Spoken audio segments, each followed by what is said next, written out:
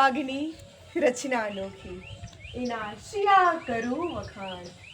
ચંપો મરબો કેવડો ને ડોલરીએ ઘણું માન. ડોલરીએ ઘણું માન તેરે લે, તે બાગમાં શ્રી ગોપેન્દ્રજી ખેલે. તે બાગમાં નિપજે સાચા મોતી, ગોપાલ બાગની રચના અનોખી, તેના શિયા કરું વખાણ. શ્રી ગોપેન્દ્રલાલજીએ ગોપાલ બાગમાં કેવી અલૌકિક અને અદ્ભુત લીલાના વૈષ્ણવોને દર્શન કરાવ્યા અમારા વાલા. આજે આપ દર્શન કરી રહ્યા છો ગોપાલ બાગ મધ્યે શ્રી ઠાકોરજી બિરાજી રહ્યા છે અને વૈષ્ણવોને સુખ આપી રહ્યા છે. ઠાકોરજીએ ભગવદીઓના મન મનોરથ પરિપૂર્ણ કરવા ખૂબ પરિશ્રમ લીધો અને સામે ભગવદીઓનો ભાવ પણ કેટલો રૂડો કે ઠાકોરજીને પોતાનું તન મન ધન બધું જ સમર્પિત કરી દીધું. એવા જ એક ભગવદી એટલે કે માંડવીના રહીશ કાનદાસ કાયસ્થ, ઠાકોરજીના અનીન અને અટંકા સેવક. આમ તો માંડવીના રહીશ પણ ગોકુલમાં રહી અને મંદિરનું વહીવટી કાર્ય સંભાળતા, ઠાકોરજીની રૂઢી રીતે સેવા કરતા, વૈષ્ણવોની સેવા કરતા અને મંદિરમાં પોતાની ખજાનચી તરીકેની સેવા આપતા.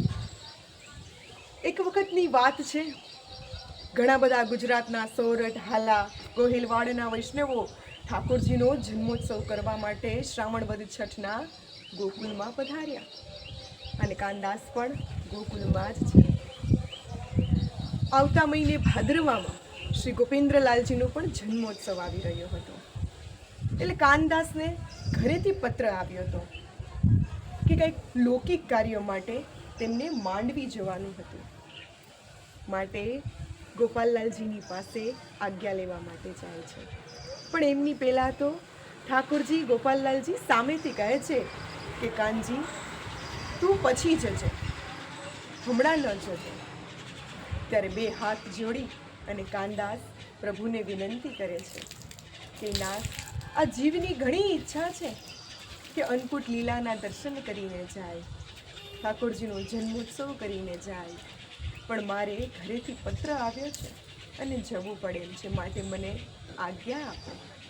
શ્રી ગોપાલલાલજી પ્રત્યુત્તરમાં એક જ વાત કહે છે, દેખેંગે.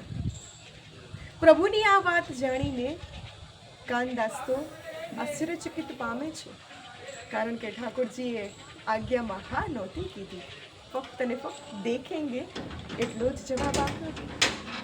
આમને આમ 4 દિવસ વ્યતીત થઈ જાય છે અને ગોપેન્દ્રલાલજી જે કોઈ વૈષ્ણવો અન્નકૂટમાં રોકાવાના હતા એની યાદી બનાવી રહ્યા હતા અને એ યાદીમાં કાનદાસનું નામ નથી. એટલે એક વૈષ્ણવ ગોપેન્દ્રલાલને કહે છે કે કાનદાસનું નામ પ્રભુ તમે આમાં કેમ નથી લખ્યું? ત્યારે ગોપેન્દ્રલાલ કહે છે કે कानजी तो अपने देश को जा रहे हैं, अम्मा जी से अन्ना जी से उसने आज्ञा भी ले ली है. એટલે કાનદાસ આ વાત સાંભળે છે અને કાનદાસને એમ થાય છે કે પ્રભુ આ જીવ પર દયા કરો, આ જીવ પર કૃપા કરો, મારું પણ યાદીમાં નામ લખો. શું આ જીવ પર આટલી કૃપા નહીં કરો? એ ગોપેન્દ્રલાલજી કહે છે કે તે તો અન્નાજી પાસેથી આજ્ઞા લઈ લીધી છે દેશ જવા માટે, તો હું તારું નામ કઈ રીતે લખું? પણ કાનદાસની વિનંતી સાંભળી અને પ્રભુ સ્વહસ્તે કાનદાસનું યાદીમાં નામ લખે છે. કાનદાસ ખૂબ ધન્યતા અનુભવે છે અને કાનદાસનો ભાવ જાણે છે ગોપેન્દ્રલાલજી કે કાનદાસને અન્નકૂટ લીલાના દર્શન કરવાની ખૂબ ઈચ્છા છે, પણ દેશ જવું પડે છે અને રોકાઈ શકે એવી પરિસ્થિતિ નથી. એટલે ગોપેન્દ્રલાલજી કાનદાસને આજ્ઞા કરે છે કે જા, તું સામગ્રી લઈને ગોપાલ બાગ આવ, તને અન્નકૂટ લીલાના દર્શન કરાવો. કાનદાસ તો ભાવથી પ્રભુએ જે આજ્ઞા કરી હતી એટલે સામગ્રી લઈ 2 રૂપિયાની સામગ્રી લઈને ગોપાલ બાગ પધારે છે.